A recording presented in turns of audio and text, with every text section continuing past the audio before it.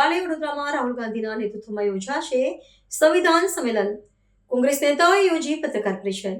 લોકસભાના વિરોધ પક્ષના નેતા રાહુલ ગાંધી આવતીકાલે વડોદરા શહેરની મુલાકાતે પધારી રહ્યા છે. તેઓ વડોદરાના આયોજિત આદિવાસી અધિકાર સંવિધાન સંમેલનમાં હાજરી આપશે. આ કાર્યક્રમ અંતર્ગત તેઓ આદિવાસીઓના બંધારણીય અધિકારો માટે લડત આપતી સ્વૈચ્છિક સંસ્થાઓ, યુવાનો અને પ્રબુદ્ધ નાગરિકો સાથે સીધો સંવાદ કરશે. સમાજના છેવાડાના માનવીને સ્પર્શતા જળ, જંગલ અને જમીનના પાયાના પ્રશ્નો અંગે ચર્ચા કરવા માટે આ કાર્યક્રમનું વિશેષ આયોજન કરવામાં આવ્યું છે. આ કાર્યક્રમની વિસ્તૃત માહિતી આપવા માટે સ્થાનિક કક્ષાએ એક વિશેષ પત્રકાર પરિષદનું આયોજન કરવામાં આવ્યું હતું. આ પરિષદને ગુજરાત પ્રદેશ કોંગ્રેસ સમિતિના અધ્યક્ષ અમિત ચાવડા, ગુજરાત વિધાનસભાના વિરોધ પક્ષના નેતા તુષાર ચૌધરી અને અખિલ ભારતીય કોંગ્રેસ સમિતિના અનુસૂચિત જનજાતિ વિભાગના અધ્યક્ષ વિક્રમ ભુરિયા દ્વારા સંબોધવામાં આવી હતી. પત્રકાર પરિષદમાં તેઓએ આક્ષેપ કર્યો હતો કે વર્તમાન સમયમાં આદિવાસીઓના બંધારણીય અધિકારો છીનવાઈ રહ્યા છે અને વિકાસના નામે તેઓની જમીનો પર અતિક્રમણ થઈ રહ્યું છે. રાજ્યની કુલ વસ્તીના 14% હિસ્સો ધરાવતા આદિવાસી સમાજનું સતત શોષણ થઈ રહ્યું હોવાનો ગંભીર મુદ્દો પણ નેતાઓ દ્વારા ઉઠાવવામાં આવ્યો હતો. આદિવાસી સમાજના ઉત્કર્ષ અને તેમના હકોની સુરક્ષા માટે આ સંવાદ કાર્યક્રમ અત્યંત મહત્વપૂર્ણ બની રહેશે. સંમેલન દરમિયાન પ્રાપ્ત થયેલા સૂચનો અને જમીની વાસ્તવિકતાઓના આધારે આગામી દિવસોમાં આદિવાસીઓના અધિકારો માટેની કાયદાકીય અને સામાજિક લડત વધુ સઘન બનાવવામાં આવશે. આ ઉપરાંત સમાજના કાર્યકરો, મહિલાઓ અને અગ્રણીઓની સમસ્યાઓ સાંભળ્યા બાદ બંધારણીય જોગવાઈઓના યોગ્ય અમલીકરણ માટેની ભવિષ્યની રણનીતિ પણ ઘડી કાઢવામાં આવશે. રાજ્યમાં યોજાનારી આગામી સ્થાનિક સ્વરાજ્યની ચૂંટણીઓ પૂર્વે વિરોધ પક્ષના નેતાની આ મુલાકાતને સામાજિક સશક્તિકરણની દિશામાં એક મજબૂત કદમ તરીકે જોવામાં આવી રહી છે. સમગ્ર ગુજરાતમાં અંબાજીથી ઉમરગામ સુધી આદિવાસી સમાજના લોકો વસવાટ કરે છે અને સદીઓથી જળ, જંગલ, જમીનનું જતન પણ કર્યું છે, રક્ષણ પણ કર્યું છે, સિંચન પણ કર્યું છે. બંધારણે એને ખાસ અધિકારો પણ આપ્યા છે અનુસૂચિ 5 મુજબ, પૈસા એક્ટ મુજબ. પણ આ ડબલ એન્જિન સરકારમાં તમામ રીતે આદિવાસી સમાજના અધિકારો પણ છીનવાઈ રહ્યા છે. વિકાસના નામે એમની જમીનો છીનવવામાં આવે છે. વિકાસના નામે એના ઘરો પર બુલડોઝર ફેરવવામાં આવે છે. આદિવાસી વિસ્તાર માટે જે બજેટ ફાળવવું જોઈએ એમાં પણ અન્યાય અને ભેદભાવનો ભોગ આદિવાસી સમાજ બની રહ્યો છે. શિક્ષણ હોય, આરોગ્ય હોય, ઇન્ફ્રાસ્ટ્રક્ચર હોય, બધા જ ક્ષેત્રની જે સેવાઓ મળવી જોઈએ, જે સુવિધાઓ મળવી જોઈએ, એમાં પણ આદિવાસી વિસ્તારના લોકો સાથે ભેદભાવ થઈ રહ્યો છે. આદિવાસી વિસ્તારમાં મનરેગા હોય, નલ સે જલ હોય, બધી જ રીતે વ્યાપક ભ્રષ્ટાચાર થઈ રહ્યો છે. જંગલ જમીનનો અધિકારનો કાયદો 2006માં લાવવામાં આવ્યો. આજે 20 વર્ષ પછી પણ 50% દાવાઓ નામંજૂર કરવામાં આવે છે, પેન્ડિંગ છે. તો એવા કિસ્સામાં ગુજરાતના આદિવાસી સમાજના જે પ્રશ્નો છે, જે સમસ્યાઓ છે, જે તકલીફ છે, પીડા છે, એના મુદ્દાઓ પર ચર્ચા કરવા માટે આદિવાસી કોંગ્રેસ દ્વારા એક સંવાદનું આયોજન રાખવામાં આવ્યું છે.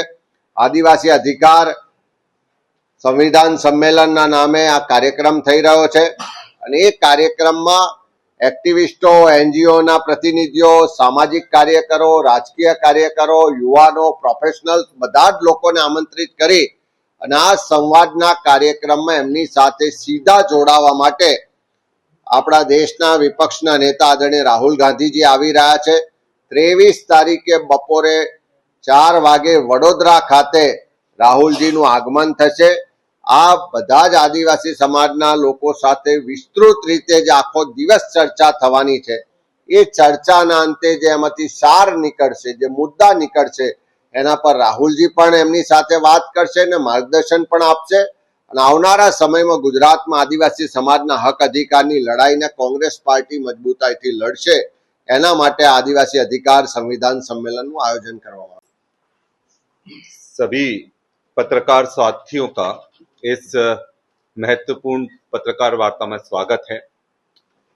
जैसा अमित भाई चावड़ा जी ने कहा कि ये ऐतिहासिक कार्यक्रम होने जा रहा है और जिस तरह से लगातार 3 दशक से गुजरात में भाजपा की सरकार है और बड़ौदा की हम बात करें, वडोदरा की, तो यहां तो भाजपा की ट्रिपल इंजन सरकार है.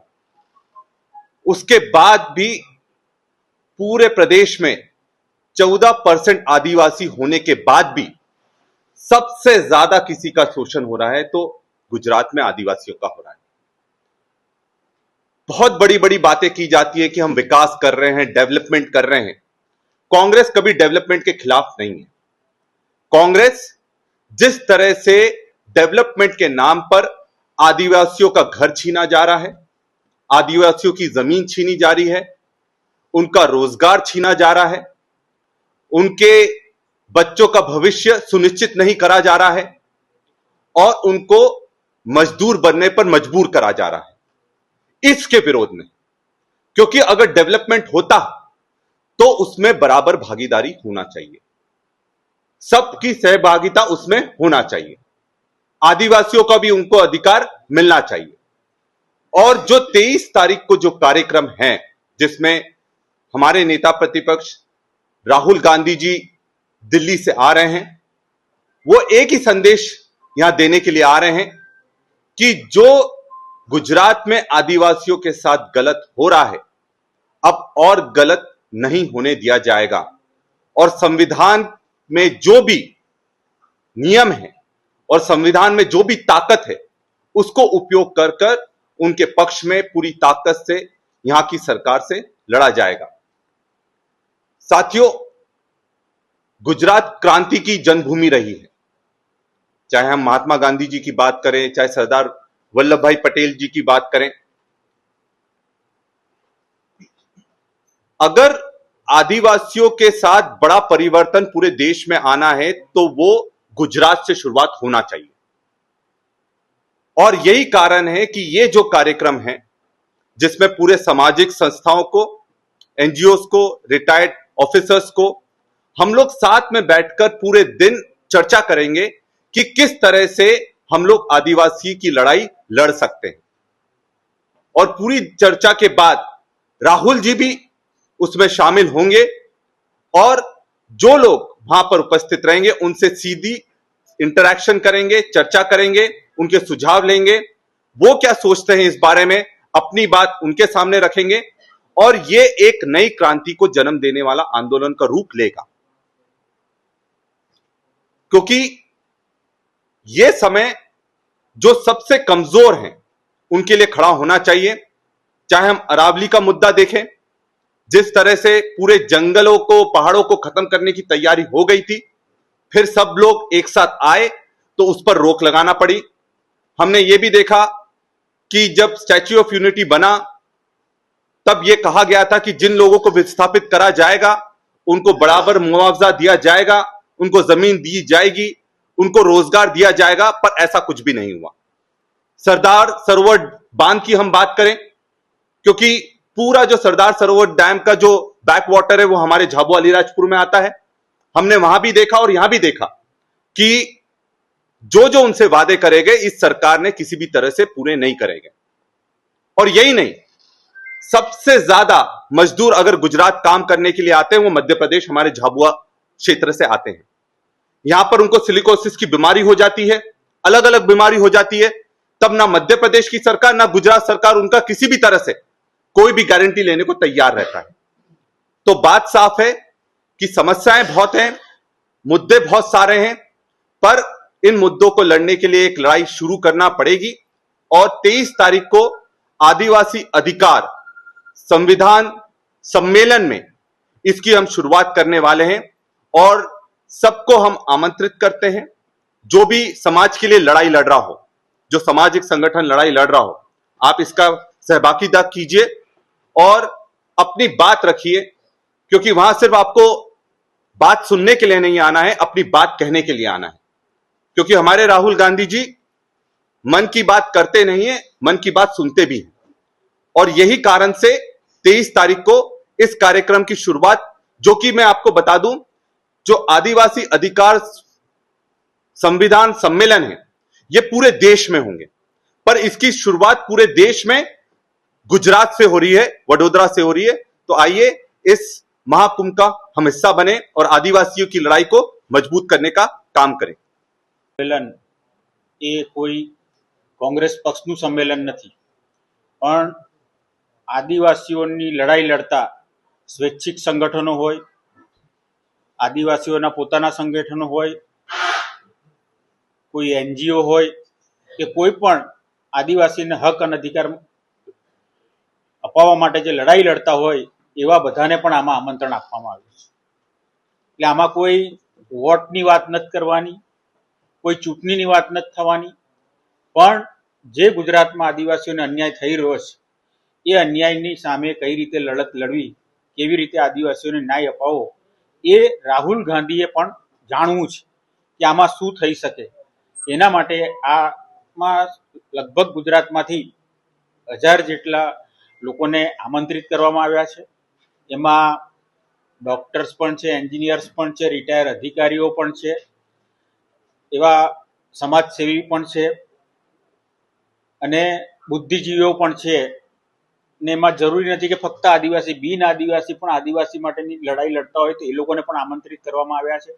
અને આ બધાની સાથે પેનલ બનાવીને ગ્રુપ ડિસ્કશન થશે. લગભગ 4 થી 5 કલાકની ચર્ચાના અંતે જે નિચોડ આવશે એ રાહુલ ગાંધી સમક્ષ રજૂ કરવામાં આવશે અને રાહુલ ગાંધી સમક્ષ રજૂ કર્યા પછી રાહુલ ગાંધી એનું પ્રત્યુત્તર આપશે અને આવનારા દિવસોમાં દિલ્હી લેવલથી એમની લડાઈ લડશે. એ પ્રકારનું આયોજન આ સંમેલનમાં કરવામાં આવ્યું છે. અને ખાસ કરીને ગુજરાતની વાત કરીએ તો 2006માં જે લોકો વર્ષોથી જંગલની જમીન ખેડતા હતા એના માટેનો કાયદો વન અધિકાર અધિનિયમ લોકસભામાં 2006માં પસાર થયો. 2008 થી એની અમલવારી શરૂ થઈ. આજે 2026 ચાલી રહ્યું છે. 18 વર્ષ થઈ ગયા. 18 વર્ષમાં આજે પણ ગુજરાતમાં જે લોકોએ જંગલની જમીનના હક દાવા રજૂ કર્યા છે એમાંથી 48.5% આજે પણ સરકારે જંગલની જમીન આપી નથી.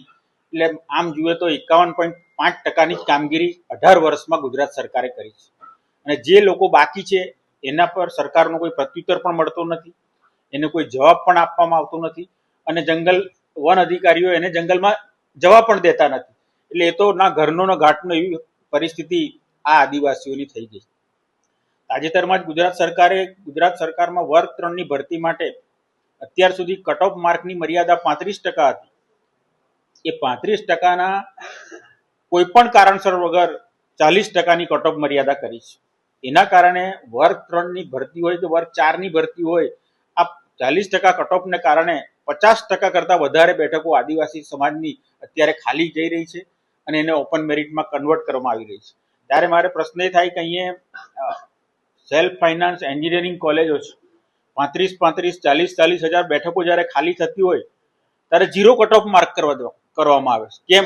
કારણ કે નહીં તો આ લોકોની દુકાન બંધ થઈ જશે, કોલેજ બંધ થઈ જશે, શું કરશે કોલેજના સંચાલકો?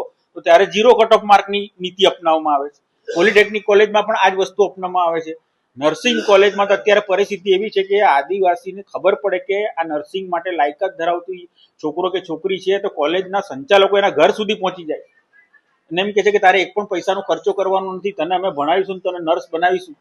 એ રીતે આજે હજારોની સંખ્યામાં આદિવાસી યુવક યુવતીઓ બીએસસી નર્સિંગ, એએનએમ, જીએનએમ કરીને આજે ઘરે બેઠા છે, નોકરી શોધી રહ્યા છે. એને કોઈ નોકરી પણ મળતી નથી. એટલે વ્યવસ્થિત રીતે ષડયંત્ર આ ગુજરાત સરકાર દ્વારા કરવામાં આવી રહ્યું છે અને એના કારણે આજે આદિવાસી પાછળ ને પાછળ થતો ગયો છે. આર્ટિકલ 75(1) હેઠળ કેન્દ્ર સરકાર દ્વારા આદિવાસીઓના વિકાસ માટે દર વર્ષે ફંડ આપવામાં આવે છે. હમણાં જ અમારી વિધાનસભાની ચર્ચા ચાલુ હતી તો લગભગ 2 વર્ષમાં કેન્દ્ર સરકારે 66 કરોડ રૂપિયાનું ફંડ આપ્યું છે. એક પણ પૈસો આ સરકારે ખર્ચ કર્યો નથી. એટલે જે પ્રકારે વાતો કરે છે, બજેટમાં મોટી મોટી વાતો કરવામાં આવે છે, પણ વાતો કર્યા પછી એ લોકો એમ કહે છે કે બજેટમાં આદિવાસીઓ માટે આટલા 1000 કરોડ ફાળવ્યા. પણ આટલા 1000 કરોડ ફાળવ્યા પછી એનું જે ડિવિઝન કરવામાં આવે છે એમાં તો કે ભાઈ R&B ડિપાર્ટમેન્ટના આટલા, હેલ્થ ડિપાર્ટમેન્ટના આટલા, એ રીતે આખું બજેટ વહેંચી દેવામાં આવે છે અને ફક્ત 4000 થી 4500 કરોડ જ આદિવાસીઓ માટે ખરેખર ખર્ચ કરવામાં આવે છે. એમાં પણ મોટા પાયે ભ્રષ્ટાચાર, ડીસેક જેવી સંસ્થાઓ જે બનાવી છે એના કારણે ભ્રષ્ટાચાર થાય છે અને ટ્રાઇબલ સપ્લાનમાં જે પ્રકારનો ભ્રષ્ટાચાર ચાલી રહ્યો છે એના કારણે આદિવાસીઓ માટેની યોજના હોય, આદિવાસી માટેના વિકાસના કામો હોય પણ એ આદિવાસી લોકો સુધી પહોંચતા નથી. આજે મારા મત વિસ્તારની જ વાત કરું તો મારા મત વિસ્તારમાં એક ગ્રુપ ગ્રામ પંચાયતના એક ગામમાં આઝાદીના 75 વર્ષ પછી આજે પણ રસ્તો નથી. ત્યાં લગભગ 500 લોકોની વસ્તી છે, 100 જેટલા ઘરો છે. ત્યાં આજે પણ આંગણવાડી નથી, આજે પણ ત્યાં વર્ગશાળા નથી અને 7 કિલોમીટર સુધી એ લોકોએ ચાલે તો મેઇન સ્ટ્રીમ એટલે કે મુખ્ય ધારામાં આવી શકે એવી પરિસ્થિતિ છે અને એના કારણે એ લોકોનું શિક્ષણથી પણ વંચિત રહ્યા છે, કુપોષણનો પણ ભોગ બન્યા છે, અને જ્યારે બીમારી આવે ત્યારે જોડી કરીને લઈ જવું પડે, અને જોડી કરીને 7 કિલોમીટર સુધી જવાનું હોય તો રસ્તામાં ડિલિવરી પણ થઈ જાય ને માણસ મરી પણ જાય એવી પરિસ્થિતિ છે. તો વિકાસના બણગા ફૂંકતી આ 75 વર્ષમાં આ પરિસ્થિતિમાં આદિવાસીઓ જીવી રહ્યા છે એ પણ એક તરફની વાસ્તવિકતા છે. કે જે વાતો કરવામાં આવી રહી છે એના કરતા, અને બીજી એક વાત કરું તો તાજેતરમાં જ મારા મત વિસ્તારમાં 10 જેટલા રસ્તાઓ જેની કિંમત હતી 10 કરોડ રૂપિયા એ આરએનબી દ્વારા જોબ નંબર ફાળવવામાં આવ્યો હતો, પણ એ રસ્તાઓમાં કેટલોક અંશ જંગલની જમીનમાં આવતો હતો. તો જંગલની જમીનમાં આવતો હોય તો જંગલ વિભાગે એ શરત મૂકી કે ભાઈ તમારે અમારી જેટલે રસ્તા બનાવવા માટેની જમીન જોઈએ છે તો એના પૈસા તમારે આપવા પડશે. લગભગ 28 હેક્ટર જેટલી જમીન જંગલની જતી હતી, ને જે કલેક્ટરશ્રીએ ભાવ નક્કી કર્યો 1260 રૂપિયા પ્રતિ ચોરસ મીટર. તો હવે પરિસ્થિતિ એ છે કે 10 કરોડના રસ્તામાં આરએનબી વિભાગે 31 કરોડ રૂપિયા તો જમીન પેટે ભરવા પડે, એ રસ્તો શક્ય જ નથી બનવાનો. પણ એ જ વિસ્તારમાં જ્યારે આ જે તારંગા હિલની રેલવે લાઈન જાય છે અને આદિવાસીઓની જમીન સંપાદન કરવામાં આવી તો એને ભાવ ખાલી 25 થી 45 રૂપિયા ચોરસ મીટરથી કોઈને વધારે ભાવ આપવામાં આવ્યો. તો તમે વિચાર કરો કે આદિવાસીને જંગલની જમીન માંથી રસ્તો બનાવવો હોય તો એ જમીનનો ભાવ 1260 થઈ જાય, અને આદિવાસીઓની જમીન તમારે લઈ લેવી હોય તેનો ભાવ 25 થી 45 રૂપિયા. આ પ્રકારનું વર્તન આ ભારતીય જનતા પાર્ટીની ગુજરાત સરકાર દ્વારા થઈ રહ્યું છે, અને આ વાત અમે દિલ્હી સુધી પહોંચાડી હતી. એના ભાગરૂપે જ રાહુલ ગાંધીએ આ ખાસ એક સંમેલન નું આયોજન કર્યું છે, અને આ તમામ પ્રશ્નો અમે એમના થકી દિલ્હી સુધી પહોંચાડીશું. એટલે એમાં આપ સૌ અમને સહકાર આપો એવી આપ સૌને અમારી વિનંતી છે.